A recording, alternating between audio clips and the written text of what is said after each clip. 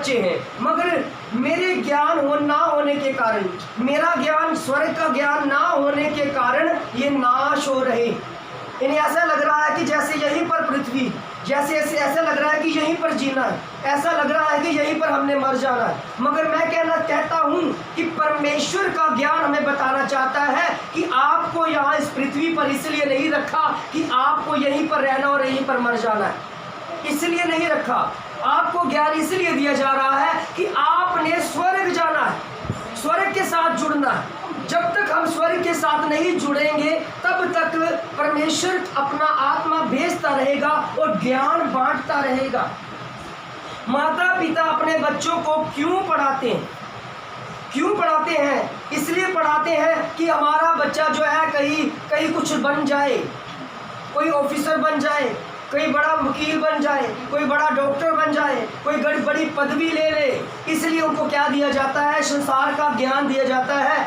मगर परमेश्वर हमें बनाना चाहता है, ज्ञान देना चाहता है कि वो स्वर्ग के अधिकारी हो जाए और स्वर्ग में इनको जो मिले, स्वर्ग के लिए तैयार किए जाए। मगर शैतान क्या करता है? इस संसार में रहते हुए चाहे हम बड़े से बड़े हम अधिकारी बन जाते हैं, चाहे बड़े से बड़े हम ऑफिसर बन जाते हैं, मगर हम क्या करने लगते हैं? हुकूमत रखने लगते हैं मनुष्यों के ऊपर। अधिकार परमेश्वर ने हमें इसलिए नहीं दिया कि हम मनुष्यों के ऊपर ही अधिकारी बने। और शैतान क्या करता है? मनुष्य को अधिकारी होते हुए भी, संसार में अधिकारी होते हुए भी उन्हें भिखारी बनाता रहता है, भिखारी बना रहे। जैसे हमारे भाई जो है अच्छी जॉब करते हैं, 40-50 हज़ार के आसपास इनकी सैलरी है, बढ़िया कमाई है, मगर फिर भी शैतान क्या कर रहा है? इन्हें भिखारी बना रहा है, फिर भी कर्जदार बना रहा है।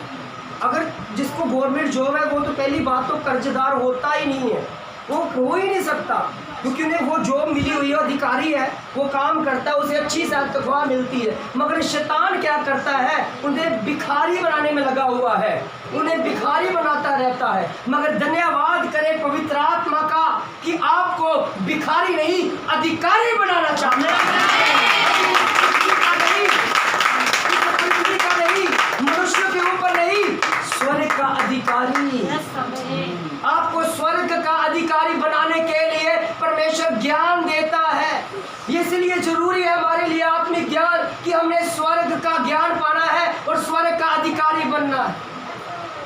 क्योंकि हमारी बुलाहट भिखारी बनने की नहीं है, हमारी बुलाहट अधिकारी बनने की है। कौन से अधिकारी? जो स्वर्ग में है, जो स्वर्ग का अधिकार रखते हैं। आए एक वचन पढ़ते हैं जल्दी जल्दी। हम पढ़ते हैं लूका की अंजील, मरकुस के आगे लूका की अंजील अध्याय 9, लूका की अंजील अध्याय 9 उसकी एक आयत से पढ़ते हैं, जोर से पढ़ना पड़ेगी। फिर उसने 12 को बुलाकर, फिर प्रभु यीशु मसीह ने 12 चेले जो नियुक्त किए थे उनको बुलाया, उन्हें इकट्ठा किया। क्या कहा? उन्हें सब दुष्ट आत्मा, ध्यान से सुने, उन्हें सब दुष्ट आत्मा और बीमारियों को दूर करने की सामर्थ दी। और क्या दिया? अधिकार दिया। किन्हें दिया? उनके अपने चेलों को प्रभु यीशु मसीह ने अधिकार दिया कि वो क्या करें? दुष्ट आत्मा और बीमारियों को दूर करे, और सामर्थ और उस पर अधिकार रखने का अधिकार दिया। फिर प्रभु यीशु मसीह ने 70 चेले और चुने।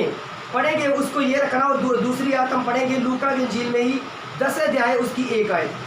पहले लोग अब 10 पढ़ते हैं।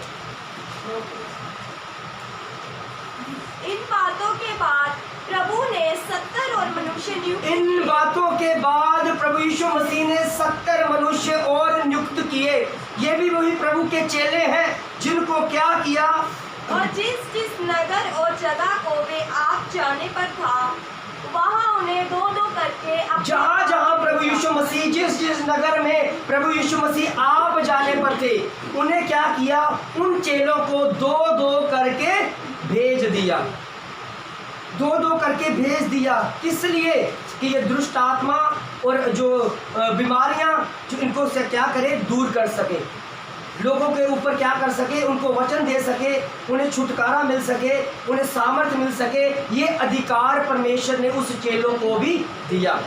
जो 12 चेले थे उनको भी दिया, और जो 70 चुने थे उनको भी अधिकार दिया। मैं पहले यही बताना चाहता हूं कि परमेश्वर आज भी हमें वही सामर्थ, वही अधिकार देना चाहते हैं। वही परमेश्वर जैसे 12 चेलों के साथ बात करते थे, 70 चेलों को नियुक्त करते थे, आज परमेश्वर ये चेलों को नियुक्त कर रहे हैं कि आज के बाद क्या करना है, आपने मुझसे सामर्थ लेकर जानी है और अधिकार लेकर जाना है। तो आए बताता हूं कि वो अधिकार कैसे, किस तरह काम करता है, वो अधिकार क्या है। पढ़ते हैं 9 आयत, फिर से पढ़ते हैं। फिर उसने 12 को बुलाकर उन्हें सब दुष्ट आत्मा और बीमारियों को दूर करने की सामर्थ और अधिकार दिया है। फिर और उन्हें परमेश्वर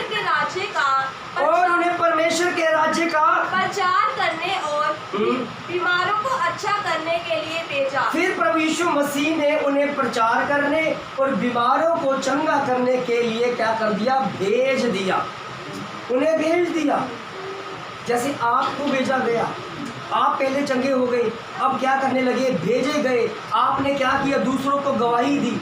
गवाही क्या है, सुसमाचार, खुशखबरी का संदेश कि मैं चंगी हो गई, मैं जगह पर गया, मैं इसकी जगह पर गई तो मुझे छुटकारा मिला। तो आपने भाई बहनों को क्या किया, सुसमाचार दिया, अपनी गवाही दी, तो उनको भी बताया और जहाँ पर लेकर आए, क्योंकि आप चाहते हैं कि अगर मैं चंगा हूँ तो मेरा भाई बहन भी चंगा हो जाए। उसी तरह परमेश्वर ने क्या किया, उन चेलों को प्रचार करने और बीमारों को चंगा करने के लिए भेज दिया घरों में।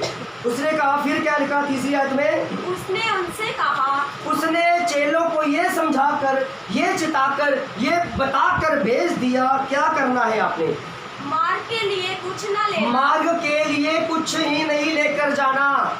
रास्ते में जाना है तो कुछ भी नहीं लेकर जाना। क्या नहीं लेकर जाना, आगे क्या लिखा है, ना तो लाठी, ना झोली, ना रोटी, ना रुपए और ना दो कुर्ते। क्या फिर क्या लिखा, जिस किसी घर में उतरोगे, जाओगे, वही रहो और वहीं से विदा हो। वहीं से आगे क्या करना है, दूसरे घर में जाना है, जब तक वही जब अंधेरा हो जाए। जैसे आप नगर में जा रहे हो, इस मोहल्ले में जा रहे हो, इस मोहल्ले में क्या करना है, 2-2 करके जा रहे हैं, चंगाइयाँ दे रहे हैं, जब तक चंगे नहीं होते तभी वहीं पर रहना है। तो अगर चंगे हो गए, वहाँ से निकल कर अब दूसरे के घर में जाना है, दूसरे घर में भी सारी परेशानियाँ दूर करके फिर तीसरे घर में जाना है। अगर आपको रात पड़ जाती है, अगर आपको दोपहर पड़ जाती है, तो परमेश्वर कहता है कि मैंने खाने का, रहने का सारा इंतजाम उसी के घर में किया हुआ है। वो आपको रात भी ठहराएंगे, खाना भी खिलाएंगे।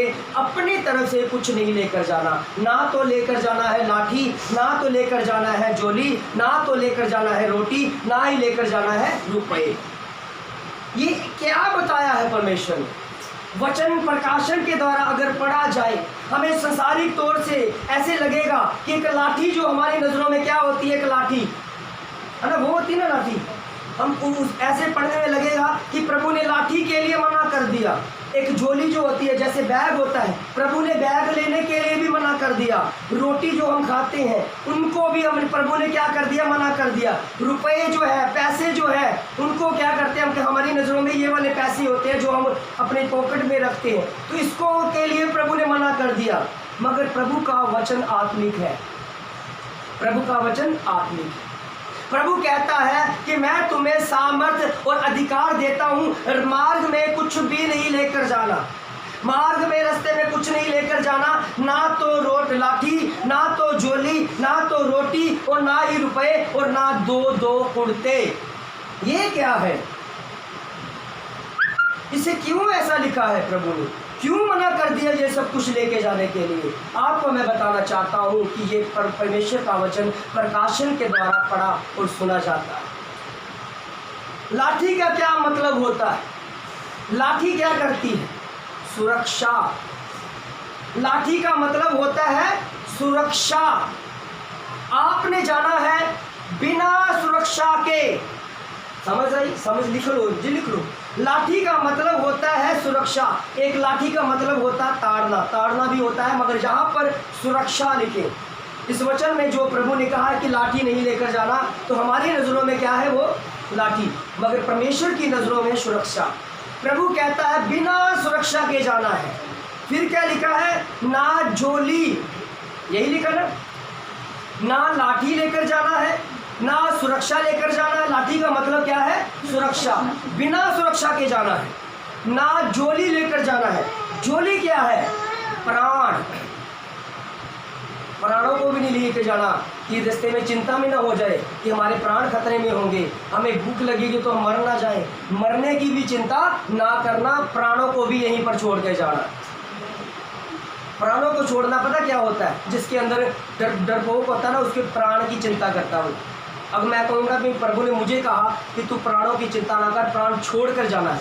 प्राण छोड़ने का मतलब है कि मैंने अब दिलेरी वाला आत्मा पाया है, अब होने दो, जो हो होता है।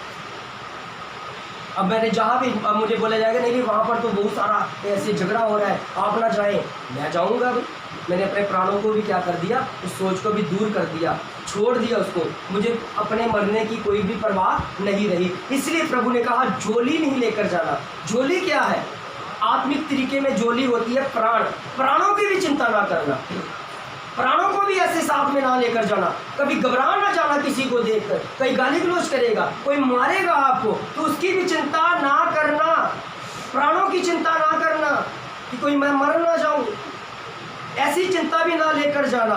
लिखा है ना लाठी लेकर जाना। लाठी का मतलब है ना तो सुरक्षा लेकर जाना है कोई भी, ना झोली लेकर जाना है। झोली का मतलब है कि आपके अपने प्राणों की चिंता भी नहीं करना, ठीक है। अब क्या लिखा, रोटी।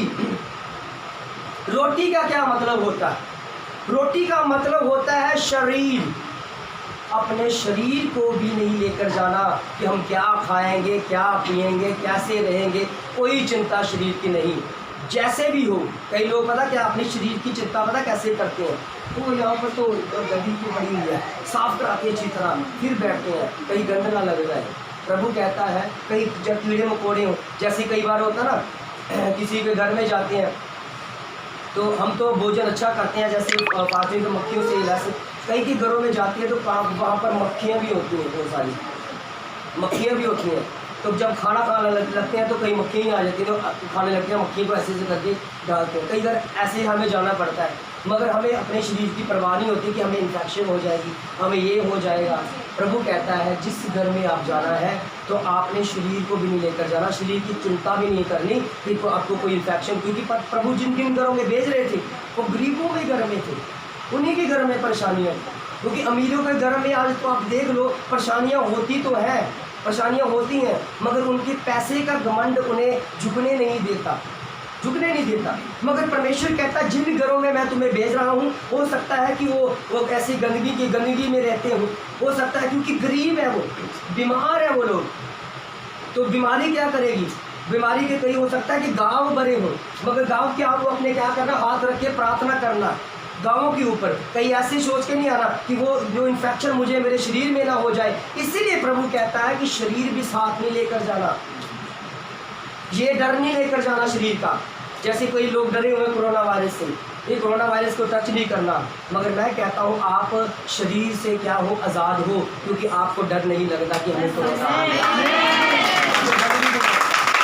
ये होता है शरीर को ना लेकर जाना। आप शरीर लेकर नहीं आए हैं, आप आत्मा लेकर आए हैं, इसलिए आपको कोई बीमारी नहीं होगी। इसलिए प्रभु कहता है कि आपने क्या करना है, ना तो सुरक्षा लेकर जाना, ना तो लाठी लेकर जाना है, ना झोली लेकर जाना है, ना अपने प्राणों की चिंता लेकर जाना है, ना प्राणों की चिंता करना है, ना रोटी लेकर जाना है, ना अपने शरीर को लेकर जाना है कि जो आपको डराए। क्योंकि कई लोगों के जख्म इतने गहरे होंगे, कई लोगों के ऊपर कीड़े भी जो चलते होंगे, तो आपने क्या करना, हाथ रख के प्रार्थना करनी है। तो अपने शरीर की परवाह नहीं करनी कि कहीं उनकी इन्फेक्शन मुझे ना लग जाए, ये भी नहीं लेकर जाना, ठीक है। रोटी नहीं लेकर जाना मतलब है शरीर को लेकर नहीं जाना। फिर लिखा है रुपए लेकर नहीं जाना। रुपए क्या होते हैं? रुपए आत्मिक अर्थ होता है भविष्य। क्या होता है? भविष्य। अपने भविष्य की चिंता भी नहीं करनी कि कहाँ किस घर में रहेंगे, किस घर में हमें देना हो जाएगा, किस घर में हमें ये हो जाएगा, कहीं हमें कोई आके हमें दुष्ट आत्मा क्या अधिकार दिया था? उन्हें सामर्थ्य दी थी कि दुष्ट आत्मा और बीमारियों को चंगा करने के लिए। कहीं ये ना हो जाए कि आपके ऊपर क्या हो, वही शैतानी ताकत आपके ऊपर हो। ये भविष्य ना लेकर जाए, ऐसा भविष्य ना, अपने भविष्य की चिंता ना लेकर जाए। भविष्य क्या करता है? हमें डराता है। भविष्य क्या करता है? डराता है। कई लोग भविष्य जानना चाहते हैं, भविष्य दिखाते हैं, अपने पंडितों का हाथ दिखाते हैं। तो जब वो दिखाता है ना कि आपके आगे आने वाले कष्ट हैं, तो भविष्य ने क्या कर दिया? आपको डरा दिया। इसीलिए प्रभु कहता है भविष्य भी ना लेकर जाएं। अगर भविष्य लेकर जाओगे तो आपको क्या करेगा? डराएगा, आपको डरा देगा। इसलिए प्रभु ने कहा रुपए नहीं लेकर जाना। रुपए क्या होता है? भविष्य। आप अपने भविष्य की चिंता भी ना करना कि हम क्या खाएंगे, क्या रहेंगे, कैसे रहेंगे और मेरे बच्चे कैसे जिएंगे, इसकी भी चिंता ना करना। जैसे आप कहीं गए हैं किसी दूसरे नगर में, तो आपके घर जो है, आप जॉब करते हैं, जैसे आपका परिवार है, तो आपको भविष्य में क्या है कि आपको चिंता है कि मेरा परिवार जो अकेला है कहीं कुछ हो ना जाए, कोई गड़बड़ ना हो जाए, चिंता है ना। तो ये क्या है? भविष्य। ऐसी चिंता भी परमेश्वर कहता है नहीं लेकर जाना। ये परवाह भी नहीं करनी कि घर में बच्चे अकेले हैं या माँ बाप अकेले हैं, जब मेरी पत्नी अकेली है, ऐसे भविष्य भी नहीं लेकर जाना। आपने सिर्फ क्या करना है? जाना है। और मार्ग में क्या लेकर नहीं जाना? ना तो लाठी, ना तो क्या लेकर जाना? सुरक्षा। दूसरा क्या लिखा है? ना जोली, ना प्राणों की चिंता, ना प्राण का लेकर जाना है। रोटी क्या लेकर नहीं, ना तो रोटी लेकर जाना है, ना अपने शरीर की चिंता लेकर जाना है, और ना रुपए, ना अपने भविष्य को लेकर जाना है। फिर क्या लिखा है? ना दो कुर्ते लेकर जाना है। कुर्ते क्या होता है? हमारी नज़रों में ये कुर्ते, ये वस्त्र होते हैं, मगर परमेश्वर की नज़रों में दो जीवन है, एक शारीरिक जीवन और एक आत्मिक जीवन। लिख लो। परमेश्वर की नज़रों में दो कुर्ते क्या बोल दिया, तो उसको क्या लिखा गया है? दो कुर्ते नहीं लेकर जाना। उसका मतलब है कि ना तो आपने शारीरिक जीवन लेकर जाना है और ना ही आत्मिक जीवन लेकर जाना है। फिर क्या लेकर जाना है? फिर लेकर क्या जाना है? प्रभु कहता है कि मुझसे क्या किया? ध्यान से पढ़े, इसमें भेद है एक छोटा सा कि क्या दे दिया प्रभु ने इनको ऐसा क्या दे दिया था जिसके लिए प्रभु बिल्कुल भी टेंशन नहीं कर रहे। इनको परमेश्वर ने ऐसा क्या दे दिया था? इनको प्रभु ने कैसा अधिकार दे दिया था? अधिकार कहते किसको है? ये कैसा अधिकार है जो बिना भविष्य, बिना लाठी, बिना प्राण, बिना शरीर, बिना भविष्य और बिना शारीरिक जीवन और बिना आत्मिक जीवन के जीना है? पहली आयत में क्या लिखा? फिर से पढ़ते हैं। फिर उसको बारों को बुलाकर उन्हें सब दुष्ट आत्मा और बीमारियों को दूर करने की क्या दी? सामर्थ दी और अधिकार दिया। क्या प्रभु यीशु मसीह ने कौन सा अधिकार दिया? उन्हें अधिकार क्या दिया गया था? क्या प्रभु ने उन्हें कोई बुक दी थी? क्या प्रभु ने उन्हें कोई किताब दी थी? क्या प्रभु ने उन्हें कोई मंत्र दिया था?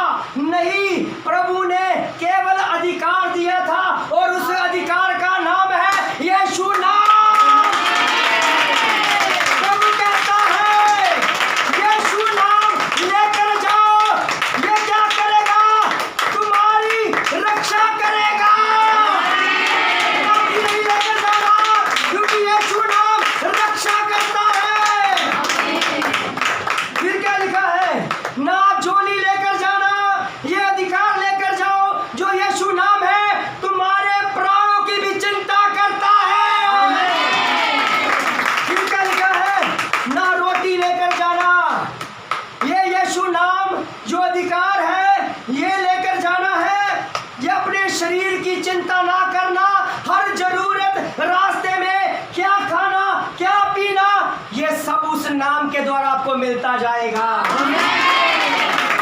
फिर परमेश्वर ने क्या कहा? रुपए नहीं लेकर जाना, ये अपना भविष्य नहीं लेकर जाना, क्योंकि ये नाम भविष्य भी जानता है कि आपके क्या जाना है। यीशु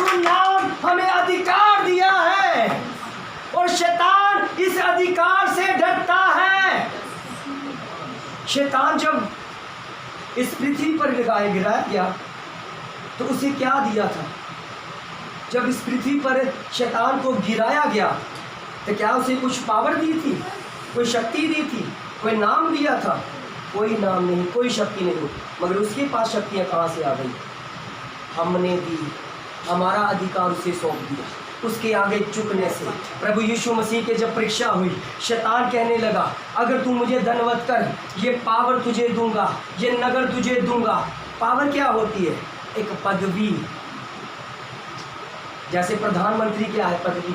वो कहेगा प्रधानमंत्री बन गया हूँ, पूरा भारत मेरा है, जो मर्जी चाहूँ कर सकता हूँ, जैसे चाहूँ मर्जी कर सकता हूँ। उस पदवी को वो क्या करना चाहता था? गिराना चाहता था। मगर प्रभु यीशु मसीह ने कहा मुझे ये पदवी नहीं चाहिए, ऑलरेडी मेरे पास पदवी है, वो स्वर्ग की और पृथ्वी की दोनों की है। परमेश्वर ने यही नाम, यीशु नाम हमें इसलिए दिया कि ये तुम्हारे शारीरिक जीवन और आत्मिक जीवन को सुरक्षित रखेगा। ये नाम लेकर जाओ, ये अधिकार लेकर जाओ, ये पावर लेकर जाओ। तो आज हम किस अधिकार के द्वारा शैतान को डांटते हैं? प्रभु यीशु मसीह के नाम से है। जिसने ये नाम अपने भीतर लिया है, जिसने इस नाम को पहचान लिया है, जिसने इस नाम को अपने अंदर ले लिया है, उसे बोला गया है नाम धाम लेना, क्योंकि वो अधिकार मुझे मिल गया है, सारी स्वर्ग का और पृथ्वी का अधिकार।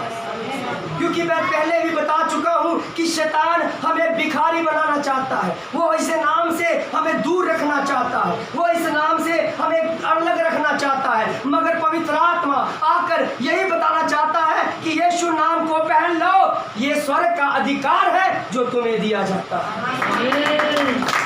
इसलिए आपको भेजा गया है एक अधिकारी बनाकर। अब शैतान क्या होगा? शैतान यीशु नाम से क्यों डरता? क्योंकि उसे पता है कि यीशु नाम में अधिकार है। सिख लोग पगड़ी पहनते हैं, पगड़ी ऐसे पहनते हैं, वो कहते हैं राज करेगा खालसा। तो मैं भी कहता हूँ राज करेगा खालसा, मगर खालिस शब्द का अर्थ होता है शुद्ध मन वाले, क्योंकि पगड़ी तो मेरे सिर पर भी है। पगड़ी क्या है? पगड़ी बोला जाता है अधिकार को, पगड़ी भी अधिकार है। क्यों? पता क्या होता है?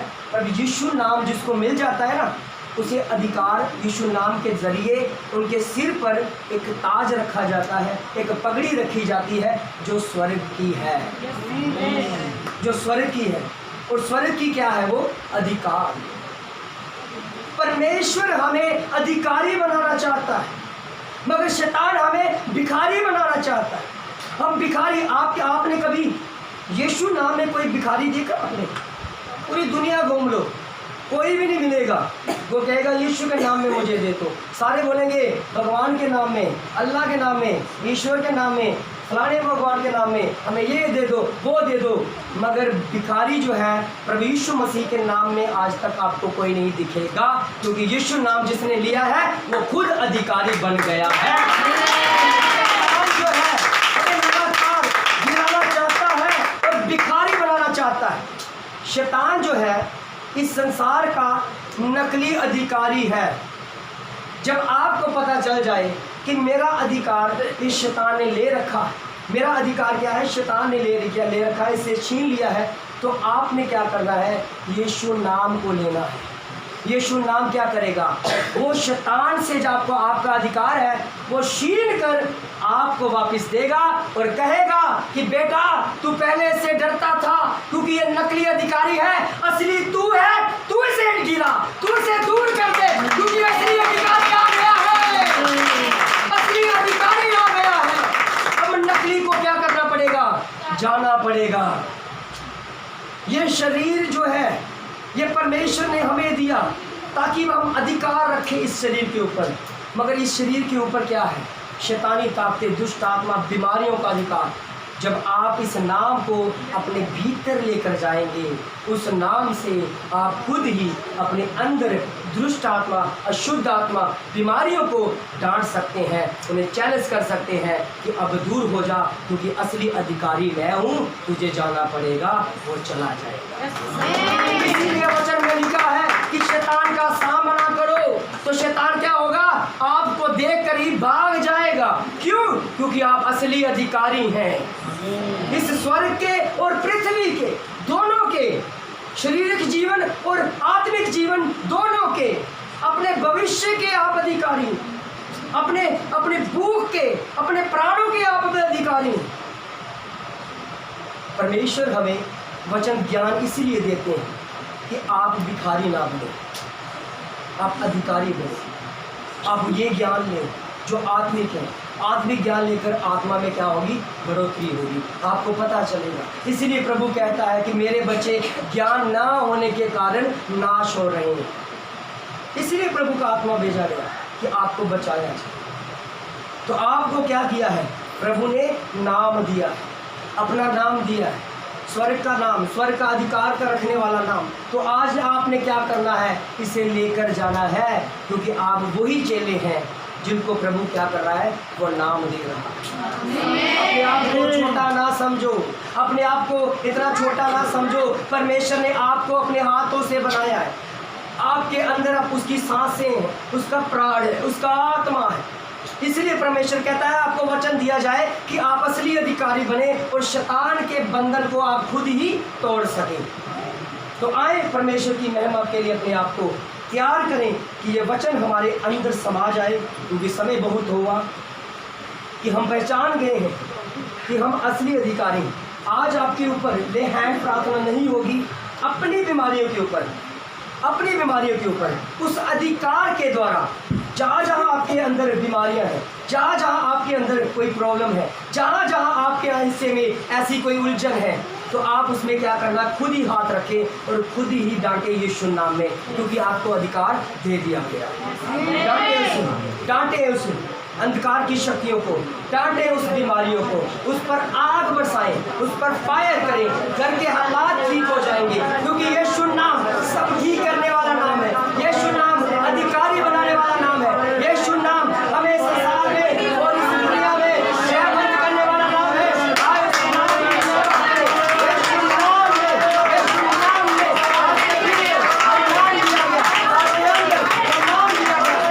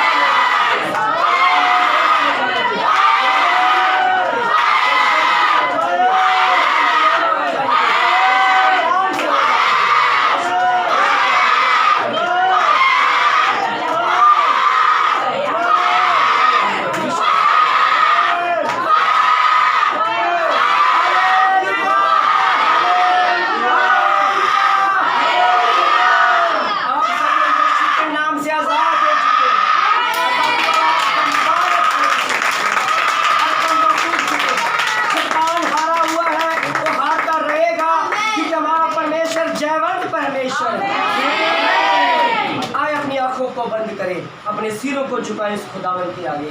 स्वर्गीय पिता परमेश्वर तेरा धन्यवाद, तेरा शुक्र करते हैं, तेरी तारीफ करते हैं प्रभु।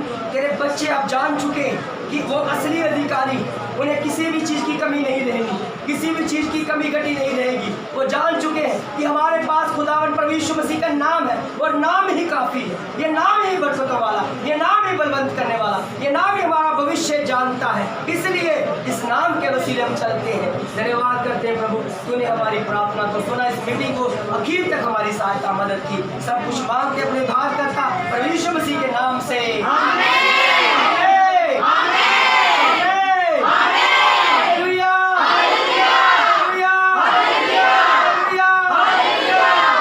प्रेम, परमेश्वर का प्रेम, पिता पुत्र पवित्र आत्मा की संगति अब से लेकर हमेशा तक होती रहे। आमीन।